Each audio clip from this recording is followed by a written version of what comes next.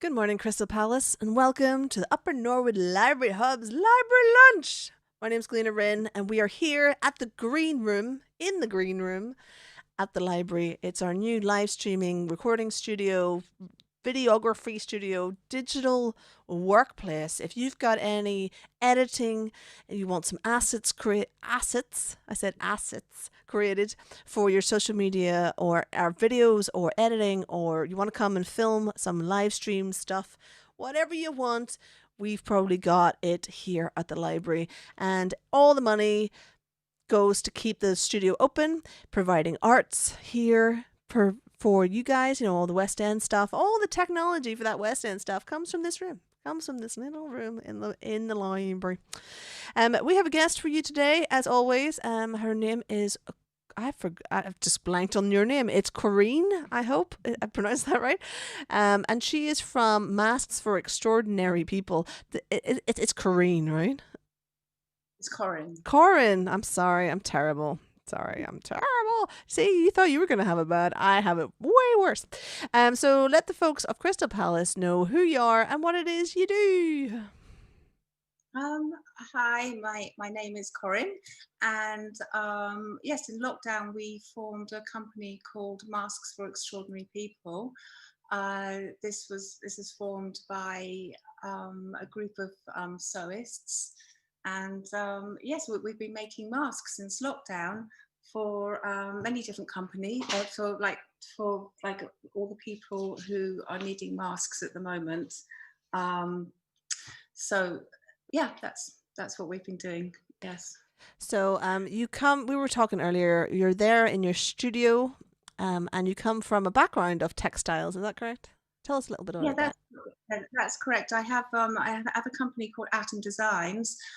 We've been going for about 30 years, and we normally I normally spend my life traveling around the world. I spend most of my time in New York and LA, and we sell original prints to the fashion industry.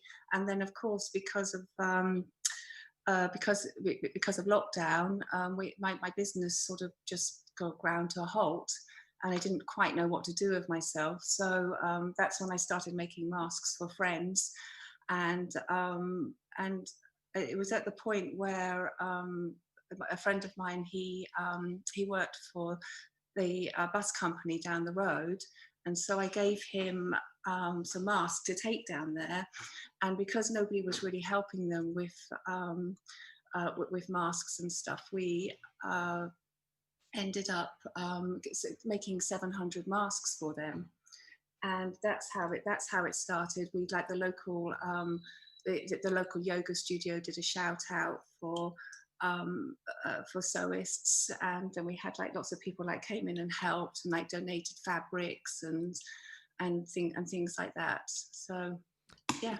So you did 700 masks for the local bus drivers. Yes. Is that it? Yeah, then actually in the end we ended up doing 2,000 for them, and then they came back to us and wanted us to do we had an order of 13,000, and so we ended up having to get a lot more sewists and just do this order for them. Yeah. So but overall since lockdown we've made about 30,000 masks for various different people.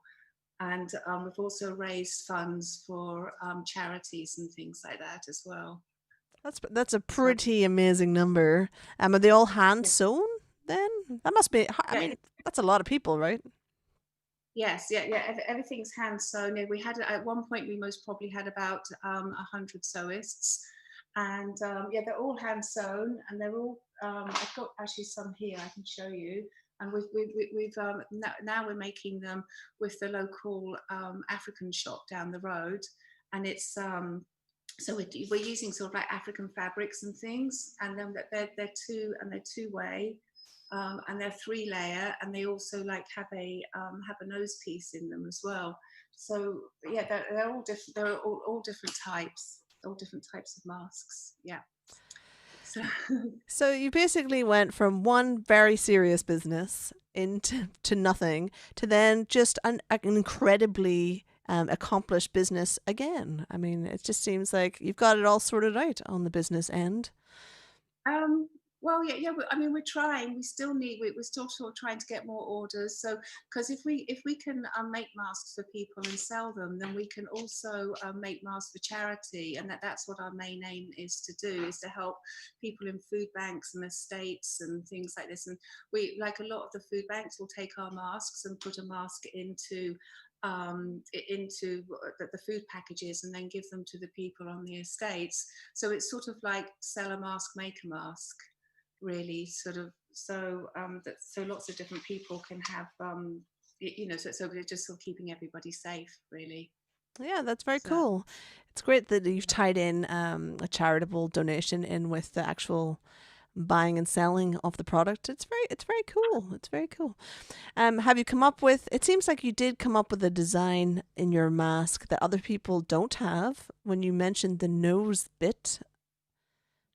I think quite a lot of people in different masks do have that, but it's just sort of, it was really just to try and help people who have glasses, because obviously it's difficult, with the whole fogging up of the masks and things like that. So we just, and also this design is like a simpler design than some of the other ones to make. So, and we don't waste any of the fabric. We try not to waste the fabric. We sort of we give out sort of squares of fabric to all the designers, and then they can like then they make up the masks.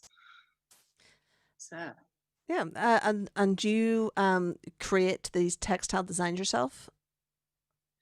no, no, we don't. We started off using some old hangers of my designs, and my designers, that we'd already actually sold the designs, or they weren't printed properly, and so that's how it really started. Because yeah, and then obviously that wasn't enough fabric, so we've just been sort of just collecting it. Like, first of all, we were collecting fabric from people, and then we were like, and now we started buying it, because like with the funds that we've been getting. So Mm, yeah. yeah, that's cool. Oh yeah, so Nick in our social media on Facebook has said steamy glasses is a huge bugbear. So I think you're downplaying the quality of your nose piece. To be fair, it is a bugbear for everyone who has to wear a mask at the moment. Is this steaming up of the glasses? So that's very I'm good. not so sure if it really makes that much difference, because I just think when you go from hot to cold, your glasses are going to steam anyway. So there's really, it helps. It definitely helps, but it's, when you're going from outside to inside, especially in the winter with your mask on, I think your glasses are still going to steam, aren't they? So yeah. Yeah. So, So you were designing fabric before. yes. So we always like to work out how people got into the careers that they did. Would you mind telling us a bit about your history and why you chose designing fabric as the thing you did? I trained as a textile designer, and then, well, really, what happened was a friend of mine and I won an award, and we had to spend it on travel. And we decided actually that the club scene was cooler in New York than it was in London at the time. And so we took over a pile of designs with us and started selling them to the fashion industry over there, and then realized that we had a business. And 35 years later, I'm still doing it. And I don't really count it as a job. I count it more as it's more of a lifestyle, really, or was more of a lifestyle until it ground to a halt in March. so, so yeah. But has the fashion industry started to open up again? Because I'm saying this because we have a lot of actors and performers on here, and they're seeing things starting to open up, even if they are It remote. has, and it hasn't been as bad as I thought it was going to be, because I'm managing to see a lot of my clients over Zoom and stuff. But I think the fashion industry was actually going over a cliff anyway, and we've just sort of been given a big kick because of the way high streets were going and the way people were shopping online and stuff like that. So we've had to like change the way we do things. So Okay. yeah, so I'm not quite sure what's going to happen when we get out of lockdown, whether it's going to go back to how it was, or whether it's just going to stay like this now. So Well, that's an interesting point that you've just made, and one that I certainly have no understanding of, really, because everything I wear is black, and I very rarely buy any clothes.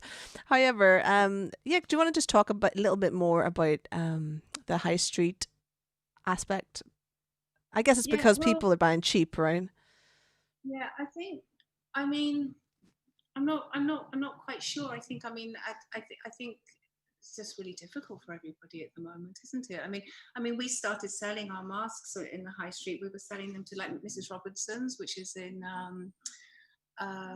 Crystal Palace, and the Roasted Bean were taking our masks, and they were doing really, really, really well. And now they've had to close down again. So I'm not quite I'm not really quite sure what's going to happen. I think people have to get more individualistic about what they do, Mm. but I'm not. I don't think that, and the big chains, I don't think are going to work quite so well, and everybody looking the same, in fashion. So Well, I think there's a like this is yeah, if people were heading for the cliff edge, this, as you say, has helped them kick themselves over the edge.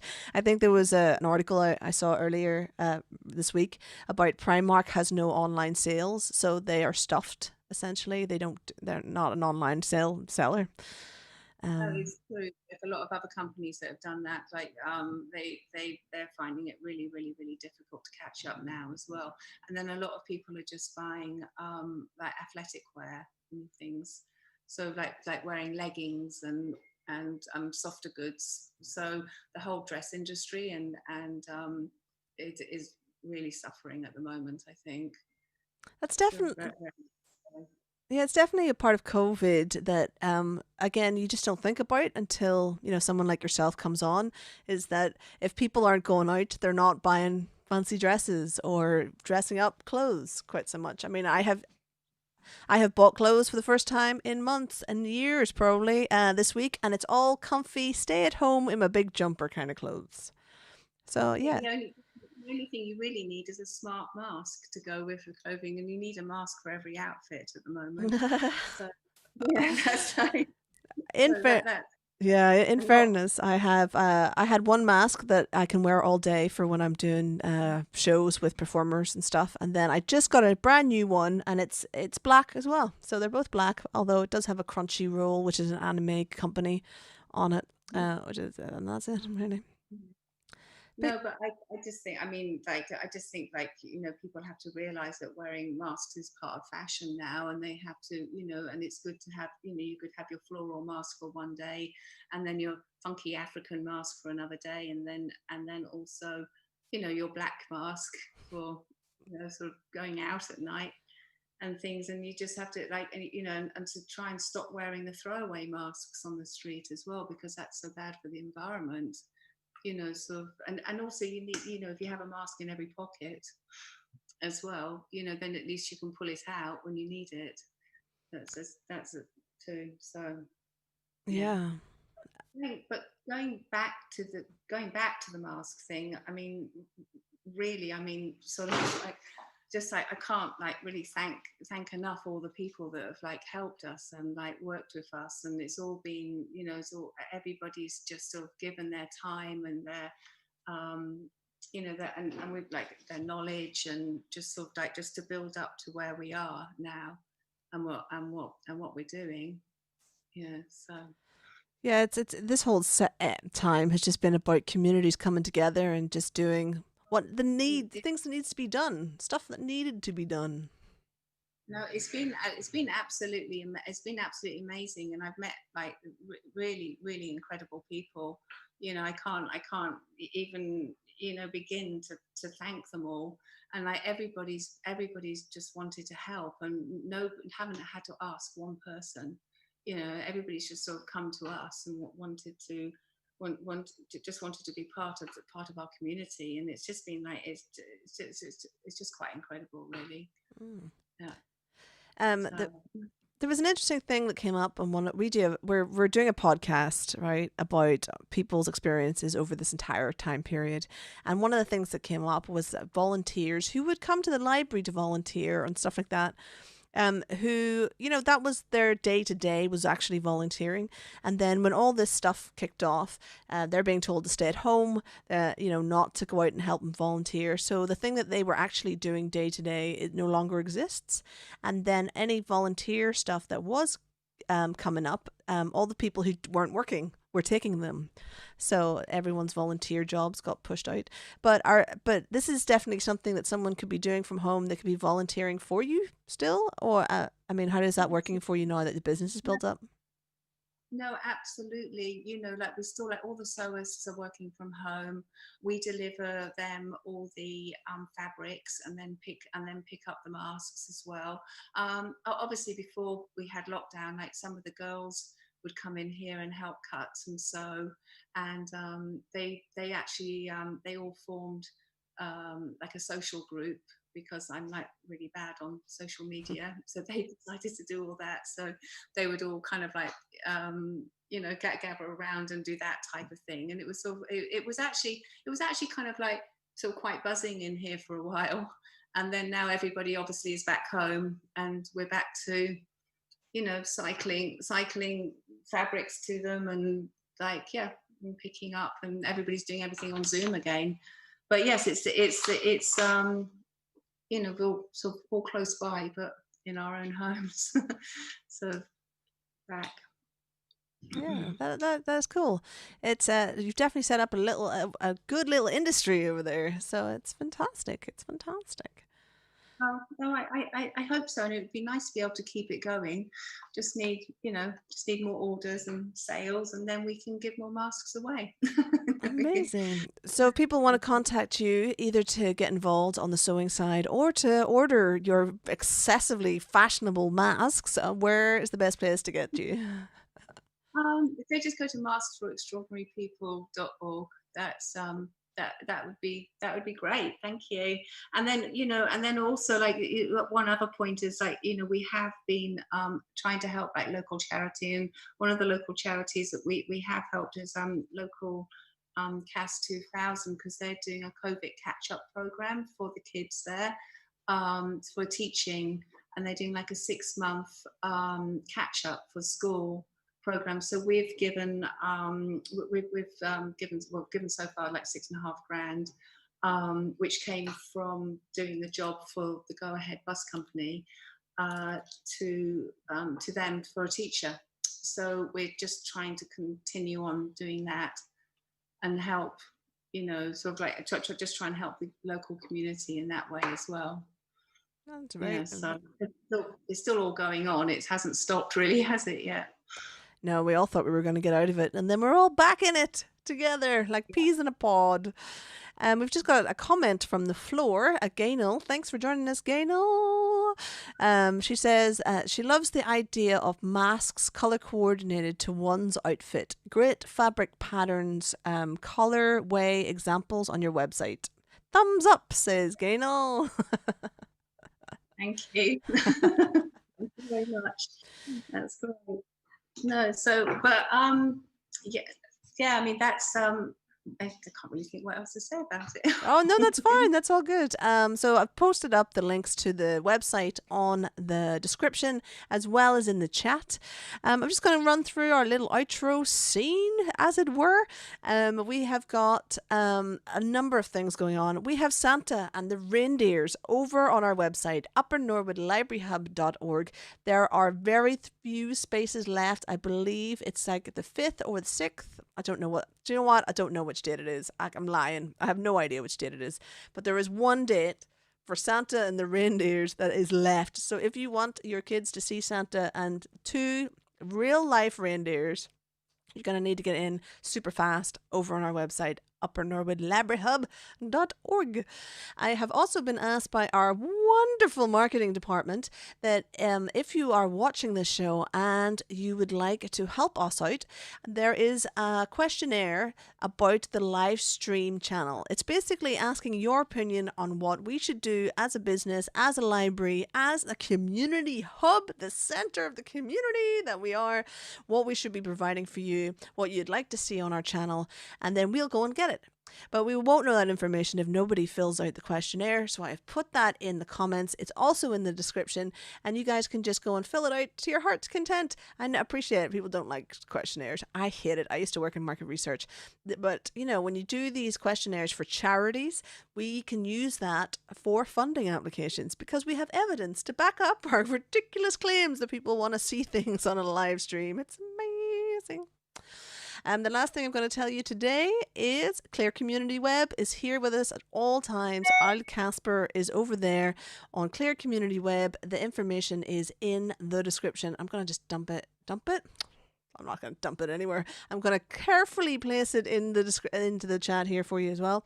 If you have anybody at home or you know, wherever, next door neighbor, down the street, whatever, and they need help getting on Zoom, or they want to learn online banking or how to order food from Sainsbury's, all these digital things that are very much part of our lives now. If you know someone who needs some help in that area, contact Clare Community Web. They are partnered with the library. We get funding to help provide free courses to folks, and it's all in front of us like a wheelbarrow, quite frankly. We will be back tomorrow. Who's here tomorrow? Oh, we'll be back, I think, with crew folks tomorrow. Quite possibly. Or I might have got that wrong. Now that I think about it, I'm just digging myself in a hole. I have no idea who's tomorrow. But isn't that the magic of social media? It is indeed. So thank you very much for joining us today. Corinne? Did I pronounce that right? This is terrible. We're actually from the same hometown, and I should know this, but I'm just terrible. But thank you very much for joining us today. Thanks. And we will see all you guys. We will see all you guys tomorrow at 12 o'clock. All right. See you later. Bye bye.